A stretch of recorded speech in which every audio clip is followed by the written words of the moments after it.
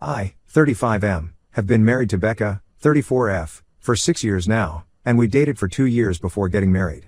We met at a tech conference in Chicago through our mutual friend Jason, 35M, who I've known since college. I still remember that day clearly. I almost skipped the conference due to a major software release at work, but Jason insisted I needed to get out more and meet new people. Becca caught my attention immediately at the conference.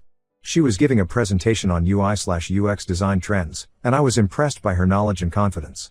I was working as a back-end developer at the time, and during the networking session, Jason introduced us. We hit it off instantly, talking about everything from coding preferences to our shared love of MMORPGs. She even teased me about my preference for Python over JavaScript. Our first date was at a local gaming cafe where we spent hours playing retro games and talking about our careers in tech.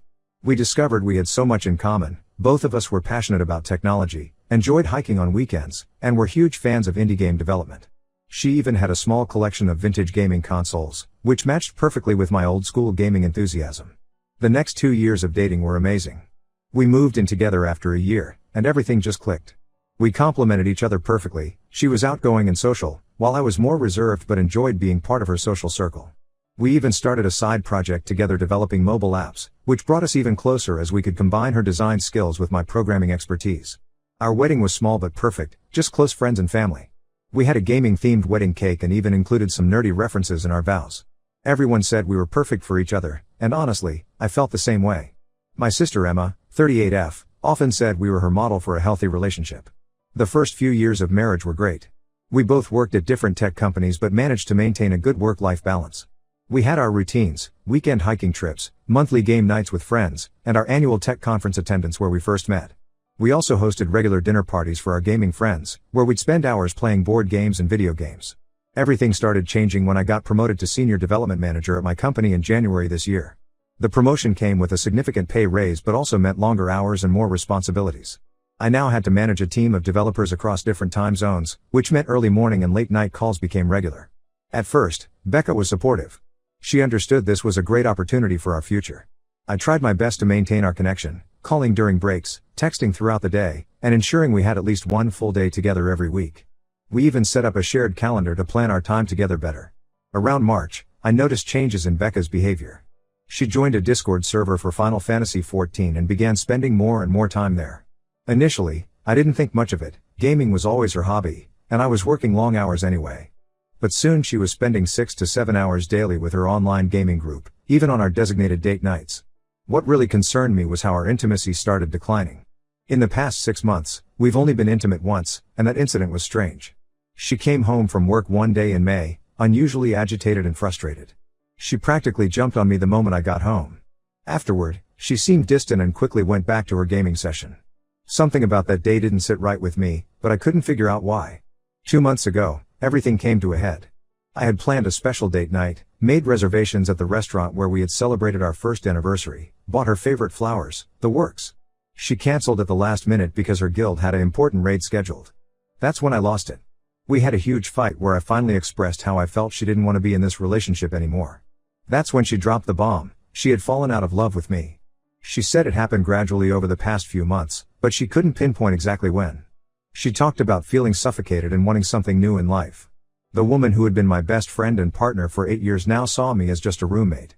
I was completely blindsided.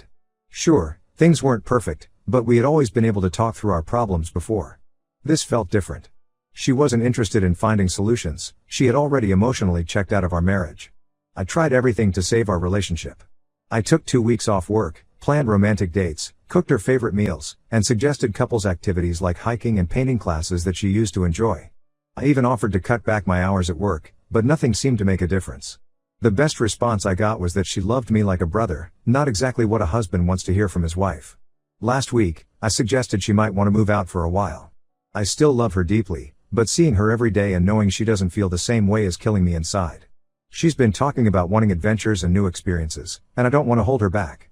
My family, especially Emma, thinks we're making a mistake. Emma keeps saying marriages have ups and downs, and we should try counseling before considering separation. My best friend Mike, 36M, agrees with Emma and says I'm giving up too easily. But I don't see it that way. How can I force someone to love me? Every time Becca looks at her phone and smiles, I wonder if she's texting her gaming friends. Every time she comes home late from work, I question everything.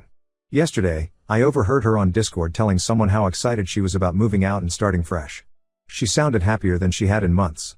Maybe this is for the best, but I can't help feeling like I failed somehow. Did I work too much? Did I not pay enough attention? Or do marriages just naturally evolve into friendships over time? I need advice. Am I giving up too easily by suggesting separation? Should I keep trying to save our marriage even though she clearly wants out? I feel lost and could use some outside perspective. Update 1. It's been 3 weeks since my original post, and things have spiraled in ways I never expected. I discovered why Becca was so excited about moving out, and it wasn't just about wanting independence or new adventures like she claimed. Last Tuesday, I was working late at the office, trying to finish a critical project when Mike called me around 9 p.m. He sounded uncomfortable and hesitant, which was unusual for him since we've been friends since college. He said he had seen something I needed to know about. A few minutes later, he sent me a screenshot from his girlfriend Amy's Instagram stories. The screenshot showed Becca at the Blue Room, our local gaming-themed bar, sitting very close to a guy I didn't recognize. They weren't just sitting together, his arm was around her waist, and she was leaning into him, laughing at something on his phone. The guy was wearing a Final Fantasy XIV t-shirt with the same guild logo I'd seen on Becca's Discord server. My hands were shaking as I called Becca. She didn't pick up. I texted her asking where she was, and she replied saying she was out with friends from the gaming group. I drove to the Blue Room, but by the time I got there, they were gone. I went home and waited. When Becca finally came home around midnight, she was surprised to see me waiting. I showed her the screenshot without saying a word. At first, she tried to play it off, saying he was just a friend from her gaming group who happened to be in town for a tech conference. But after an hour of back and forth, with me pointing out how close they were sitting and how intimate they looked, she finally broke down and told me the truth. His name is Alex, 31M, and they've been talking privately for months. It started with casual gaming sessions, then moved to private Discord calls, and eventually daily text messages.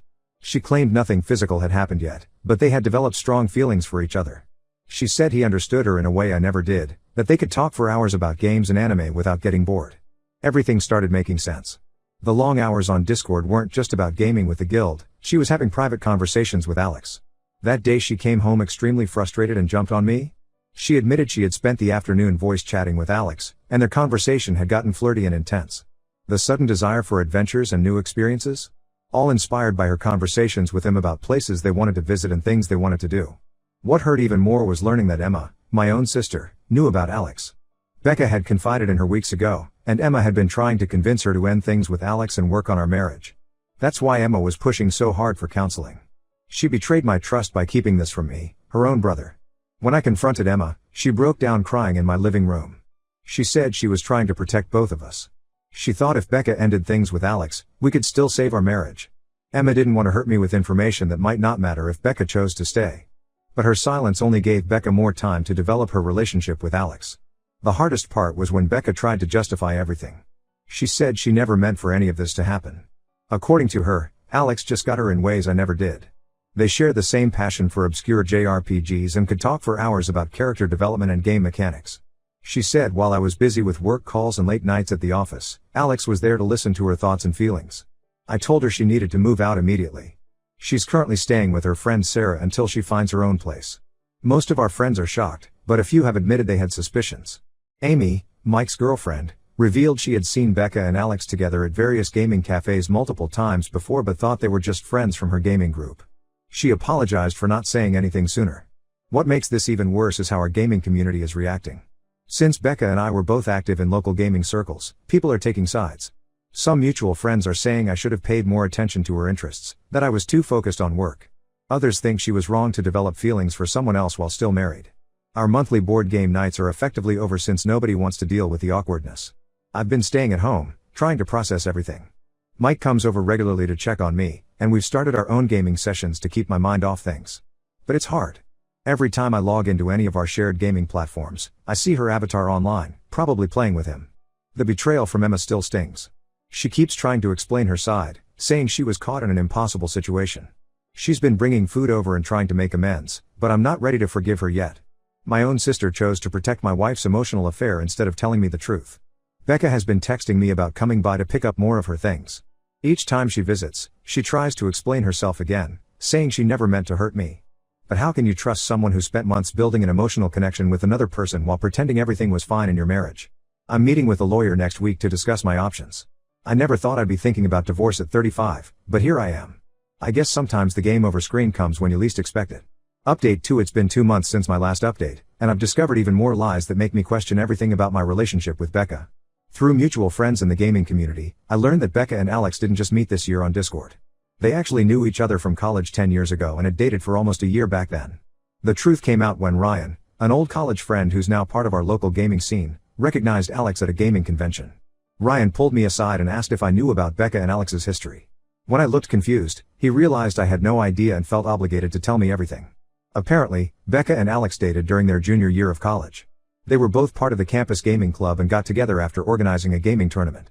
Their relationship ended when Alex got an internship in California and they decided long distance wouldn't work. After graduation, they lost touch as they focused on their careers. What's even more shocking is that their reconnection through Discord wasn't a coincidence.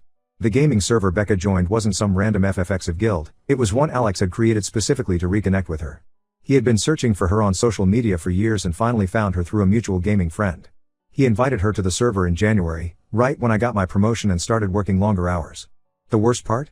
Jason, our mutual friend who introduced us at the tech conference years ago, knew about their history. He was there in college when they dated. When he introduced us, he thought their relationship was ancient history and didn't matter anymore. He came clean last week after hearing about our separation, saying he feels guilty for not mentioning it sooner. Looking back, everything makes more sense now. The inside jokes they shared on Discord that nobody else seemed to get. The way they instantly clicked and could talk for hours. Even some of the games they played together were ones they had apparently enjoyed in college. Becca moved into her own apartment last month, and unsurprisingly, it's in the same building as Alex. She's still trying to paint herself as the victim, telling everyone how I was too focused on work and didn't understand her needs. She conveniently leaves out the part about emotionally cheating with her college ex for months. When I confronted her about hiding their history, she claimed she didn't think it was important to mention. According to her, their college relationship was so long ago that it didn't seem relevant. But how can reconnecting with an ex and hiding that fact from your spouse for months not be relevant? The gaming community has pretty much split in half. Some people, especially those who knew about their college relationship, think it's romantic that they found each other again. Others, like Mike and Ryan, see it for what it is, a deliberate deception that destroyed our marriage. Emma finally admitted she didn't know about their college history either. She feels even worse now about not telling me when she first learned about their reconnection. She said if she had known they were exes, she would have handled things differently. I've started going through old photos and messages from when Becca and I first met. There are group pictures from gaming events where you can see Alex in the background, something I never noticed before. He was always there, hovering on the periphery of our social circle, waiting for his chance.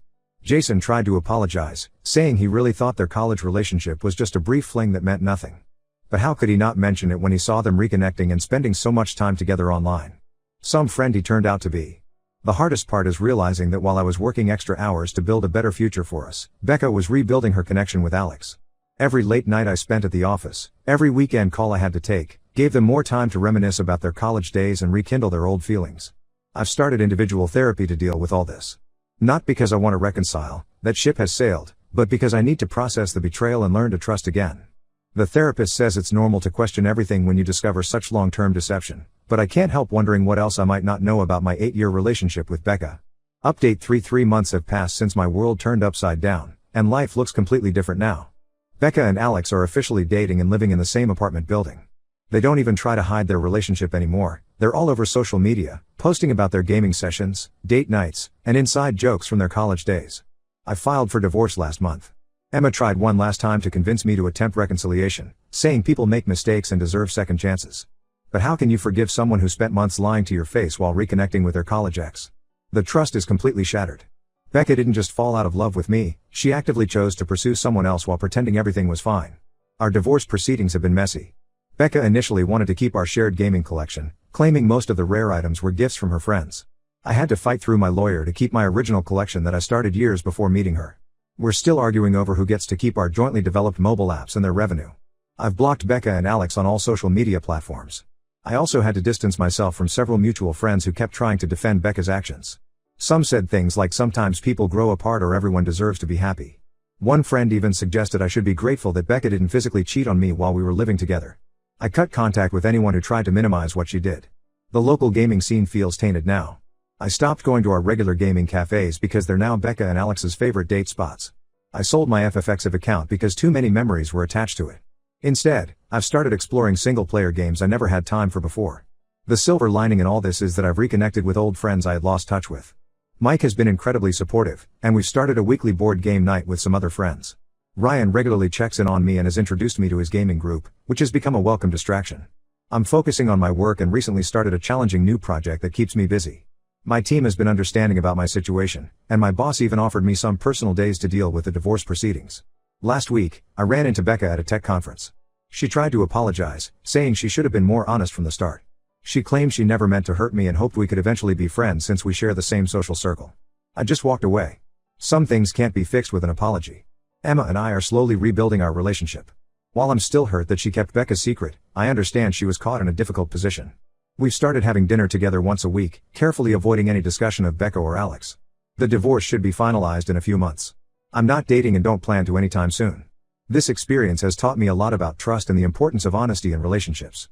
It also showed me who my real friends are, the ones who stood by me without trying to justify Becca's actions. Sometimes I wonder if I could have done anything differently, but then I remember that Becca made her choice long before I discovered the truth. She chose to reconnect with Alex, chose to hide their history, and chose to build a relationship with him while still married to me. Those were her decisions, not mine. Life goes on, and each day gets a little easier. I'm focusing on healing and rebuilding my life without the person I thought would be by my side forever.